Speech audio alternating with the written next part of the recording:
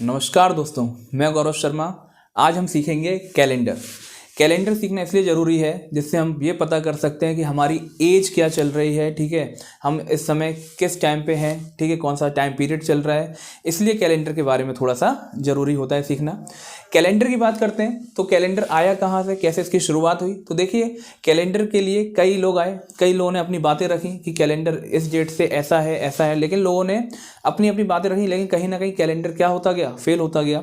लेकिन एक शख्स आए जो रोम के रहने वाले थे, जिनका नाम था ग्रेगोरियन। ठीक है, ग्रेगोरियन कैलेंडर आज हम लोग फॉलो करते हैं और इसी के अनुसार हम क्या कर रहे हैं, आज अपने डेट, तारीखें, मंथ, ठीक है, यानी महीना और साल वगैरह हम पता करते हैं कि कौन सा साल चल रहा है।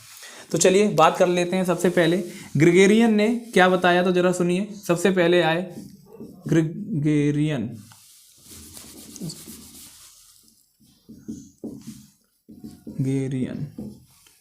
ठीक है, इनका कैलेंडर हम फॉलो कर रहे हैं। इन्होंने बोला कि हम कैलेंडर को ईसा मसीह के जन्म के समय से मान लेते हैं। इन्होंने बोला कि ईसा मसीह का जब जन्म हुआ तो तब हम क्या करेंगे, कैलेंडर को बनाएंगे। और ईसा मसीह के जन्म के समय के याद रखना, उस समय पहला दिन जो था हमारा, यानी फर्स्ट डे जो था वो मंडे था। ठीक है, यानी सोमवार। पहला दिन उन्होंने कहा कि मंडे है। और जो कैलेंडर की पहली डेट रखी गई वो 01/00/0001 रखी गई। यानी ईसा मसीह का जब जन्म हुआ तो उस दिन कहा गया कि उस दिन जो पहला दिन है वो सोमवार माना जाएगा। और ठीक इसी तरीके से पहली दिन की पहली तारीख, पहला महीना और ठीक उसी साल का पहला साल बोला जाएगा।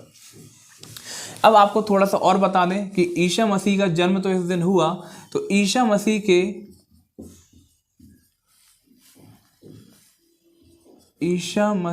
के जन्म के समय ठीक दो चीज़ें चलती थी।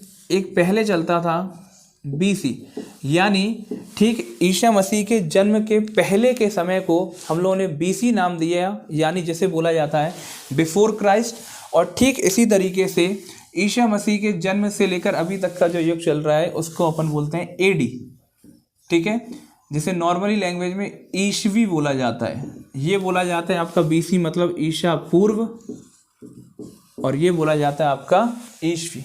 ठीक है, और AD को नॉर्मल तरीके से अपन लोग क्या बोलते हैं, तो इसका फुल फॉर्म होता है भाई एडो डोमनी। ठीक है, एडो डोमनी मतलब ईसा मसीह के जन्म का युग। ठीक है, तो आपको AD और BC के बारे में भी समझ में आ गया। इतना भी कंफर्म हो गया कि हाँ भाई पहला दिन कौन सा था जब उनका जन्म हुआ, सोमवार। ठीक है, डेट आपको पता चल गई और ये पता चल गया कि भाई इस दिन ईसा मसीह जी का जन्म मनाया गया। और इसी दिन से हमने अपने कैलेंडर को फॉलो किया, जिनका नाम था ग्रेगोरियन। अभी हमने सिर्फ इतना सा नॉलेज इसमें लिया कि ये चीज़ें क्या हुई। अब इन्होंने देखो, अब आगे और चर्चा करी। इन्होंने कहा कि भाई जो पहला दिन होगा, यानी फर्स्ट डे जो होगा, वो सोमवार माना जाएगा। और इन्होंने कहा कि ठीक इसी तरीके से वीकली, यानी सप्ताह में 7 दिन होंगे। कितने दिन होंगे? 7 दिन होंगे, जिनमें पहला दिन सोमवार होगा और इसी तरीके से क्रम चलता आएगा। दूसरा दिन आपका ट्यूसडे हो जाएगा, तीसरा दिन वेडनेसडे, चौथा दिन आपका थर्सडे, पांचवा दिन फ्राइडे और छठवां दिन सैटरडे, एंड देन लास्ट दिन होगा यानी 7 डे, उस दिन हो जाएगा आपका संडे। तो कुल मिला के इस तरीके से 7 दिन बनाए गए। और इन 7 दिनों को ही जब पूरा टोटल करके बोला जाता है तो बोला जाता है वीक। और वीक का मतलब होता है कि फर्स्ट वीक पूरा कंप्लीट हो जाना। तो याद रखना, एक सप्ताह में कितने दिन होते हैं? 7 दिन होते हैं। फिर हमने देखा कि सप्ताह बना, सप्ताह में इन्होंने सप्ताह पे बात हुई।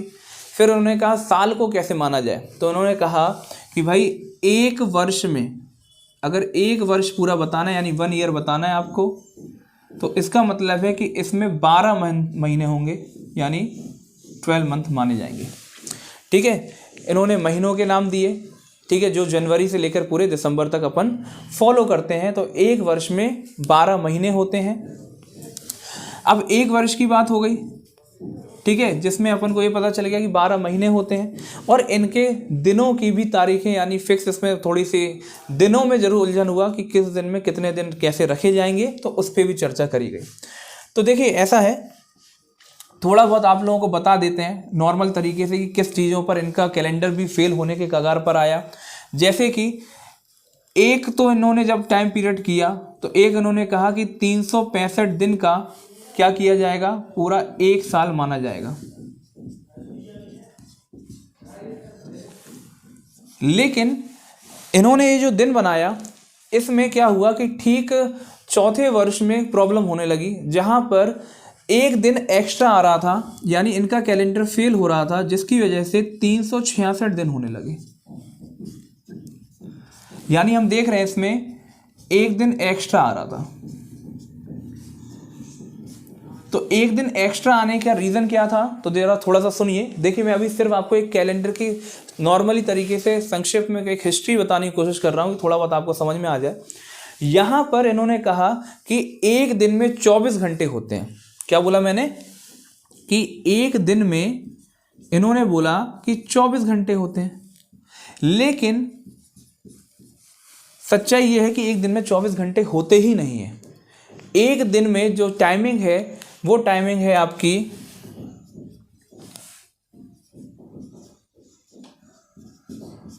23 घंटे 56 मिनट 4.09 सेकेंड। अब आप समझ रहे हैं कि कहीं ना कहीं छोटा छोटा टाइम, यानी इधर पे मैं 56 मिनट इसको मान के चल रहा हूँ एक तरीके से। चलिए 56 मिनट यहाँ पे कंफर्म हो गया। इसको अगर सेकंड को हटा देते हैं तो आप देख रहे होंगे कि हर दिन कहीं ना कहीं 4 मिनट हम क्या हो रहे हैं, अपने समय से पीछे होते चले जा रहे हैं। और यही जब 4 मिनट धीरे धीरे धीरे धीरे जब काउंट होता जाएगा तो आगे चल के क्या होगा, एक टाइम ऐसा आएगा कि 4 वर्ष बाद इसी टाइम को जोड़ा जाएगा और जोड़ने की वजह से एक दिन हमारा क्या हो जाएगा, एक्स्ट्रा हो रहा है। और इसी एक दिन को अरेंज करने के लिए ठीक 366 दिन का दिन बोला गया और इस दिन को जो नाम दिया गया है इसको बोला गया लीप ईयर। ठीक है, यानी लीप ईयर बोलते हैं इंग्लिश में, लीप ईयर, और हिंदी में इसको बोला जाता है अधिवर्ष। और ठीक 365 दिन वालों को बोला गया साधारण वर्ष, जिसे आप नॉन लीप ईयर भी बोल सकते हैं। तो समझ में आया थोड़ा बहुत कि एक दिन की वजह से जो क्लियर टाइम अप्रॉक्स में ये 24 घंटे आवर्स ले रहे थे, लेकिन रियल टाइम जो होता है वो होता है 23 घंटे 56 मिनट और 4.09 सेकेंड। ये होता क्यों है, तो ये भी आप सुन लो। जो अपनी अर्थ है वो अपने अक्ष पर यानी अपने पॉइंट पर जो घूमती है, तो उसकी वजह से ये टाइम पीरियड यहाँ पर होता है। ठीक है, और हम मानते हैं कि हमारा जो टाइम है वो सूर्य और पृथ्वी के बीच की दूरी पर डिपेंड करता है, ना कि चंद्रमा पर। तो जितने लोग पहले के लोग थे उन्होंने चंद्रमा पर टाइम बना निकाला और टाइम वहाँ की वजह से क्या हो गया, फेल हो गया। लेकिन ग्रेगोरियन एक ऐसे व्यक्ति थे जिन्होंने पृथ्वी और सूर्य के बीच की बात रखी और यहाँ पर पूरे टाइम को डिस्कस किया। तो अब आपको थोड़ा बहुत समझ में आ रहा होगा कि यहाँ पर एक दिन क्यों एक्स्ट्रा हो रहा है और ठीक चौथे वर्ष में हमें एक दिन एक्स्ट्रा मिलता रहा। इतना कंफर्म हुआ, समझ में हो गया, समझ में आया होगा आप सभी को। तो चलिए फिर आगे देखते हैं। अब इनके जल्दी से अपन थोड़ा सा और समझ ले। चलिए अब देखते हैं, थोड़ा सा समझते हैं इसके बारे में और कि जरा थोड़ा सा समझिए। यहाँ पर अपन अभी पहचान करेंगे विषम दिन। विषम दिन यानी ऑड डे क्या होता है। ठीक है, विषम दिन की पहचान इधर पे है कि विषम दिन क्या होते हैं यानी ऑड डे क्या होते हैं। तो जरा थोड़ा सा आप समझिएगा इसमें। जब कोई भी सप्ताह हम जानते हैं 7 दिन का होता है, तो 7 दिन से अगर कुछ भी आपका एक्स्ट्रा दिन आता है यानी रिमाइंडर आता है, और रिमाइंडर हम जानते हैं हमेशा 7 से कम आएंगे, तो जो भी 7 से कम नंबर यानी बच जाते हैं उन्हीं को हम क्या बोलते हैं, ऑड डे कहते हैं। ठीक है, तो ऑड डे का जरा मतलब सा समझना। जैसे मैं आपसे नॉर्मल बोलूं कि अभी मेरे सामने ये क्या लिखा है, मैंने कहा कि भाई 14 दिन आपके सामने हैं, यानी 14 डेज। मैंने कहा बताइए इसमें कितने विषम दिन होंगे। तो आपको तुरंत सोचना है कि विषम दिन निकालना है, इसका मतलब है कि 7 से मुझे भाग दे देना है। तो मैंने क्या किया, 14 में जैसे ही 7 से भाग दिया तो मैंने देखा ये तो पूरी तरीके से सॉल्व हो गया, यानी इधर पे आपको रिमाइंडर कुछ भी नहीं मिल रहा है। जरा थोड़ा सा सोचना, जब 14 से भाग दे रहे हैं तो हमने देखा कि यहाँ पर रिमाइंडर कुछ भी नहीं मिला, इसका मतलब है कि यहाँ पर 0 आपके क्या हो गए, ऑड डे हो गए। ठीक, मैं थोड़ा सा और आगे चलता हूँ। जैसे मैंने बोला कि बताइए 29 डेज हैं, अब इसमें कितने विषम दिन होंगे। तो आप क्या करेंगे, तुरंत के तुरंत 29 में 7 से डिवाइड कर दीजिए। तो हमें क्या है, इसमें बस यही बताना है, रिमाइंडर बताना है कि कितना रिमाइंडर बचेगा, और यही आपका कहीं ना कहीं ऑड डे की तरह काम करेगा। जैसे 7 का आपने डिवाइड किया, तो 7 का डिवाइड कर रहे हैं तो हम देख रहे हैं 4 बार पूरा चला जा रहा है, यानी 4 बार जो जा रहा है ये आपका कंप्लीट जा रहा है, तो ये आपका ऑड डे नहीं माना जाएगा। ऑड डे होता है जहां पर एक्स्ट्रा दिन आ जाए। क्या बोला मैंने, जहां पर एक्स्ट्रा डे जो बच जाते हैं उनको हम ऑड डे कहते हैं। तो यहाँ पर कितना दिन बच रहा है, 1 दिन। ठीक है, इसी तरीके से हम बात करते हैं। मैंने कहा बताइए भाई 40 डे में कितने ऑड डे आएंगे। तो आपको क्या करना है, 40 में 7 से भाग दे के देख लीजिए। तो 40 में 7 से भाग देख रहे हो तो यहाँ पर आपको पता चल रहा है कि 7 पना 35, यानी 35 जो होगा वो कितने बार हो रहा है, 5 बार ईजिली तरीके से डिवाइड हो जा रहा है। लेकिन उसके बाद जो 5 दिन एक्स्ट्रा बच रहे हैं यही तो आपके एक्स्ट्रा डे हैं, यानी ऑड डे है। तो आपको धीरे धीरे समझ में आ रहा होगा कि ऑड डे क्या होता है और किस तरीके से हम कितने दिनों का या कितने भी वर्ष का ऑड डे आसानी से निकाल सकते हैं। जैसे समझना, मैंने साल के आखिरी दिन की बात करता हूं कि 365 दिन में कितने ऑड डे होते हैं।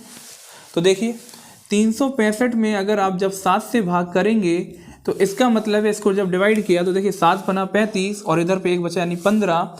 ठीक है, 7 पना 35 और 1 बचा 15, यानी 7 दूनी 14। तो 52 बार तो क्या हो गया ये, यानी इजीली तरीके से डिवाइड हो रहा है। और यहाँ पर जो रिमाइंडर है वो कितना बच रहा है, सिर्फ 1 दिन बच के आ रहा है, यानी एक्स्ट्रा डे या ऑड डे के रूप में 1 दिन बच के आ रहा है। और ठीक इसी तरीके से हम जब 366 दिन का निकालेंगे ऑड डे, तो फिर से वही चीज़ 7 से भाग देंगे तो 52 बार पूरी तरीके से चला जाएगा और यहाँ पर 2 दिन एक्स्ट्रा दिन निकल के आते हैं। तो याद रखिए, पेपर में आपसे पूछा जाता है कि विषम दिन बताइए कितने होंगे, तो हम इजीली तरीके से विषम दिन निकालने की पहचान करते हैं। अच्छा, कभी कभी क्या होगा, आपसे क्वेश्चन उल्टा भी पूछ लिया जाएगा। आपसे पूछा जाएगा बताइए भाई 366 दिन में कितने सप्ताह होते हैं, कितने सप्ताह होते हैं। तो याद रखना, जब वीक निकालना होता है तो मैं इसी में आपको बता देता हूं, जब वीक आपको निकालना होगा तो ये जितनी बार डिवाइड हो रहा है, यानी 7 से यानी 7 से जब जितनी बार डिवाइड हो जाएगा तो ये आपके वीक बताए जाते हैं। और ये जो दिन एक्स्ट्रा डे आए ये आपके ऑड डे होते हैं। समझ में आया? यानी एक ही बार में हम क्या कर सकते हैं, वीक आराम से बताया जा सकता है और ऑड डे आराम से बताया जा सकता है। आपने पहला टाइप अभी समझ लिया, ये अपना टाइप फर्स्ट था जहां पर हमने ऑड डे और वीक निकालना सिखाया। ठीक है, चलिए आगे देखते हैं। अब इसके आगे स्टार्ट करते हैं। साधारण वर्ष से हम लीप ईयर में यानी अधिवर्ष में कैसे पहुंचेंगे। तो जरा समझिए, साधारण वर्ष यानी जो अपना सिंपल ईयर है वो कितने का हमने बोला आपसे, 365 दिन का होता है ना।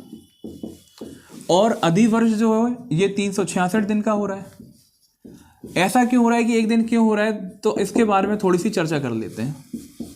तो यहाँ पर थोड़ा सा समझिए, एक्चुअल में जो रियल टाइम है हमारा वो एक वर्ष का 300 ना ही 65 होता है ना ही 366 होता है। जो एक वर्ष का रियल टाइम है वो होता है आपका 365 दिन 5 घंटे 48 मिनट और कुछ सेकंड होते हैं, जो सेकंड आपके 45.51 सेकंड होते हैं, जिसे हम लगभग 365 दिन और इस पूरे टाइम पीरियड को 6 घंटे मान लेते हैं। अब आप खुद समझिए कि 365 दिन तो आपके एक वर्ष में थे ही, लेकिन ये 6 घंटे जो है ये भी तो कहीं ना कहीं एक अपना असर छोड़ेंगे। तो हमने देखा कि यार ये एक वर्ष का काम था, यानी 1 ईयर का काम था, और ठीक धीरे धीरे ये 2 ईयर में फिर ये 6 घंटे प्लस हो जाएंगे, फिर ये 3 ईयर्स में फिर आपके 6 घंटे प्लस हो जाएंगे, और ठीक इसी तरीके से लास्ट में चौथे वर्ष में फिर से ये 6 घंटे ऐड हो जाएंगे। और हम जानते हैं कि जब ये 6 घंटे ऐड होते हैं तो इसका मतलब है कि 6 चौको 24, यानी लगभग 24 घंटे हो जाते हैं, और ये 24 घंटे फिर से क्या करेंगे, एक दिन एक्स्ट्रा बना देंगे, यानी ये दिन अपना जो होता है ये एक्स्ट्रा जुड़ जाता है इन 365 दिनों में, और इसी वजह से यहाँ पर 366 दिन निकल कर आ जाते हैं। और यही 366 दिन क्या काम करेंगे, ये एक लीप ईयर की तरह काम करता है, और लीप ईयर आसानी से हमें पता चल जाता है। अच्छा, लीप ईयर की अब पहचान कैसे होगी और साधारण वर्ष की पहचान कैसे होगी, तो जरा सुनिए। जो वर्ष में आपका 4 से भाग करना होता है, ये सब बताया जाएगा, लेकिन आज एक ये डेमो क्लासेस के तौर पे मैं बात कर रहा हूँ, तो आज मैं सिर्फ आपको बताऊंगा जल्दी से पहचान। जैसे समझ लीजिए आज मैं बात करता हूँ, ये 2022 चल रहा है, ठीक है, आने वाला टाइम 2024 चलेगा, ठीक है। इन 2 ईयर की अभी मैं बात कर लेता हूँ। मैंने बोला कि बताइए भाई इसमें कौन सा साधारण वर्ष है और कौन सा अधिवर्ष है, यानी लीप ईयर है। तो जरा सिंपल सा काम है, हमेशा एक ट्रिक याद रख लीजिए इसके लिए, ठीक है। ये आगे चर्चा करवाई जाएगी, 4 से ही क्यों भाग दिया गया वो आपको समझ में भी आ रहा होगा थोड़ा बहुत। तो यहाँ पर बोला जा रहा है कि साल की पहचान करने के लिए सबसे सिंपल है, आप 4 से भाग कर दो। तो हम क्या करेंगे, 4 से भाग करने की ट्रिक हर कोई मैथ में जानता है। आखिरी के 2 नंबर जो हैं वो चेक करे जाते हैं कि 4 से भाग जा रहा है कि नहीं जा रहा। जैसे इसमें देखेंगे कि 22 से 4 से क्या किया, भाग करके देखा, तो ये भाग नहीं जा रहा। जब ये भाग नहीं जाएगा तो ये हो जाएगा आपका साधारण वर्ष, और ये 4 से भाग जा रहा है, इसलिए इसको बोला जाएगा अधिवर्ष या लीप ईयर। समझ में आया अभी इधर पे आपको? तो अभी मैंने सिर्फ आपको साल के बारे में बताया है, ठीक है, कि साल की पहचान कैसे करना है, ठीक है। तो यहाँ पर मैंने देखा कि भाई 4 से जब भाग देंगे तो यहाँ पर जो चला जाएगा वो आपका लीप ईयर हो जाएगा, और जो भाग नहीं जाएगा उसको साधारण वर्ष कहा जाएगा। अच्छा, फिर एक टॉपिक और आ जाता है कि भाई फरवरी 29 तारीख की क्यों मनाई जाती है और 28 तारीख की क्यों मनाई जाती है। तो ये वही दिन है जो एक दिन अपन एक्स्ट्रा इधर पे बैलेंस करने के लिए करते हैं। तो कहा जाता है अधिवर्ष में कि इधर पे फेब जो है यानी फरवरी वो 29 दिन की हो जाती है, और साधारण वर्ष में जो फरवरी है वो आपकी 28 दिन की रहती है, ठीक है। इसी वजह से ये दिन एक्स्ट्रा हो जाता है।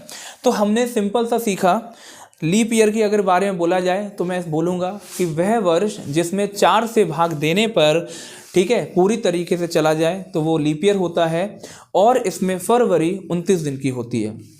साधारण वर्ष की क्या डेफिनेशन निकल कर आएगी कि वह वर्ष जिसमें 4 से भाग देने पर वह वर्ष कंप्लीटली डिवाइड ना हो, और जिसमें फरवरी 28 दिन की होती है उसको साधारण वर्ष कहा जाता है, ठीक है। तो अभी मैंने आपको साधारण एक वर्ष की बात बताई। अब हम बात करेंगे सेंचुरी की, ठीक है, यानी सेंचुरी भी आती हैं कि बताइए भाई कौन सी सेंचुरी डिवाइड हो रही है, ठीक है, लीप सेंचुरी है या नॉर्मल सेंचुरी है, उस पर चर्चा करेंगे। तो देखते हैं, चलिए अब स्टार्ट करते हैं। अब आपको बताता हूँ मैं यहाँ पे पर जब 100 वर्ष कंप्लीट हो जाते हैं तो इसको 1 शताब्दी बोला जाता है। अब यहाँ पर भी वही बात छिड़ी कि जब शताब्दियों की बात हुई तो यहाँ पर हमने देखा कि यहाँ पर भी एक दिन एक्स्ट्रा हो रहा था, ठीक है, और ये एक्स्ट्रा दिन जो हो रहा था ठीक 400 वर्षों के बाद दिखाई देने लगा। यानी मैंने आपसे नॉर्मल बोला कि यहाँ पर अब अपन को देखना है साधारण शताब्दी यानी सेंचुरी, और यहाँ पर फिर से वही चीज़ आएगी आपकी अधिवर्ष। शताब्दी यानी लीप सेंचुरी। अब यहाँ पर भी वही बात आई कि यहाँ पर आपसे बोला गया कि भाई साधारण शताब्दी और लीप शताब्दी की पहचान कैसे करेंगे, यानी लीप सेंचुरी की पहचान कैसे करेंगे। तो सुनिए जरा, वह शताब्दियाँ जिनको 400 से भाग कर कर देखना होगा कि सेंचुरी डिवाइड जो हो जाएगी वो आपकी आधी शताब्दी यानी लीप सेंचुरी मानी जाएगी, और जो शताब्दियां 400 से भाग नहीं जाएंगी इनको हमने बोला नॉन लीप सेंचुरी। क्लियर?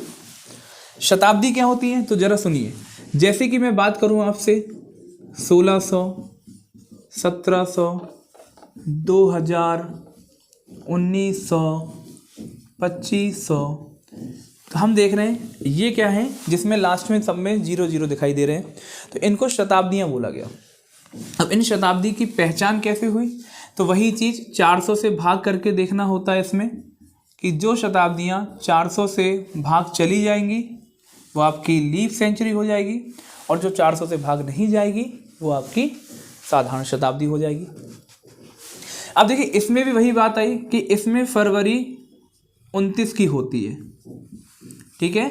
जो आपकी लीप सेंचुरी है, इस लीप सेंचुरी में देखा गया कि इसमें भी वही चीज़ देखने को मिली जैसे हम एक वर्ष में और ठीक आने वाले 4 वर्षों में देखते थे। यही चीज़ सेंचुरी में दिखाई दी कि ठीक 400 वर्षों बाद मैंने देखा कि एक दिन फिर से एक्स्ट्रा आ रहा था। वो एक दिन एक्स्ट्रा क्यों आ रहा था उसका रीज़न मैं आपको बता दूं। मैंने आपको करेक्ट टाइम बताया था 1 ईयर का। जो करेक्ट टाइम था वो कितना था तो कुछ याद आ रहा होगा, 365 दिन 5 घंटे 48 मिनट और कुछ सेकंड थे। वो सेकंड थे आपके 48.51 सेकंड, ठीक है। तो इसमें अंदाज़ा ये लगाया गया कि मैंने देखा कि अगर मैं सेकंड को निगलेक्ट कर देता हूँ तो मैंने देखा कि ठीक हर बार 12 मिनट जो हो रहे हैं ये कहीं ना कहीं 1 घंटे यानी उसको इंक्लूड नहीं कर रहे, यानी 1 घंटे कंप्लीट 6 घंटे बनाने के लिए इंक्लूड नहीं हो पा रहे हैं। तो ये 12 मिनट का डिफरेंस ही क्या किया गया, ये समय जुड़ता गया, जुड़ता चला गया, और आने वाले 400 वर्षों में हमने देखा कि ये 12 दिन जो थे ये कहीं ना कहीं कुछ एक्स्ट्रा दिन बना रहे थे, और इन एक्स्ट्रा दिनों की वजह से ही हमने क्या किया, इन सेंचुरी में 1 दिन एक्स्ट्रा जोड़ना पड़ा। तो इतना आपको थोड़ा सा तरीका समझ में आ गया होगा कैलेंडर के बारे में कि कैसे आपका लीप सेंचुरी होती है, कैसे आपकी ये आधी शताब्दी यानी शताब्दी पे चर्चा हुई, कहाँ पर आप 400 से भाग करोगे, कहाँ पर आप 4 से भाग करोगे। तो इस तरीके से आपको अंदाज़ा समझ में आ जाएगा कि कहाँ पर लीप सेंचुरी है और कहाँ पर लीप ईयर है। तो चलिए अब हम आते हैं इसके डायरेक्ट सवालों पर कि पेपर में किस तरीके से सवाल पूछे जाते हैं। तो चलिए देखते हैं। यहाँ पर देखिए कैलेंडर को हमने कई भागों में बांटा है। जैसे कि पहला भाग है जब डेट अलग हो यानी डिफरेंट दी गई हो, फ्रेंट दी गई हो। तो चलिए देखते हैं जिसमें डेट आपकी कैसी हो, अलग हो यानी डिफरेंस दिखाई दे, ठीक है। मंथ आपका सेम होना चाहिए और जिसमें ईयर भी सेम होता है। तो एक तो ये टाइप पूछा जाता है आपसे। इसी में दूसरा टाइप आता है जहां पर डेट भी अलग होगी, इस बार मंथ भी अलग हो जाएगा, यानी मंथ में भी आपको चेंज देखने को मिलेगा, लेकिन ईयर जो होगा वो सेम चलता है।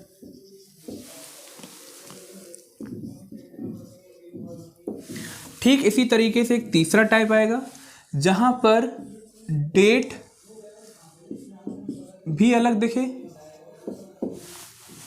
नहीं सॉरी, तीसरे टाइप में क्या होगा, तीसरे टाइप में डेट सेम रहेगी, मंथ भी सेम रहेगा, बट ईयर अलग दिखाई देगा। और ठीक इन्हीं सबसे फिर एक मिलता है चौथा टाइप जहां पर हम देखेंगे डेट, मंथ और ईयर तीनों जिसमें क्या रहेगा, डिफरेंस रहेगा। और सबसे यूनिक जो टाइप रहेगा वो रहेगा अपना 5वां टाइप, जहां पर हम बोलेंगे रियल डेट। ठीक है, तो मैं इतने टाइप अभी आपको पढ़ाऊंगा, लेकिन मैं स्टार्ट करूंगा सबसे पहले आपके लिए रियल डेट से। ठीक है,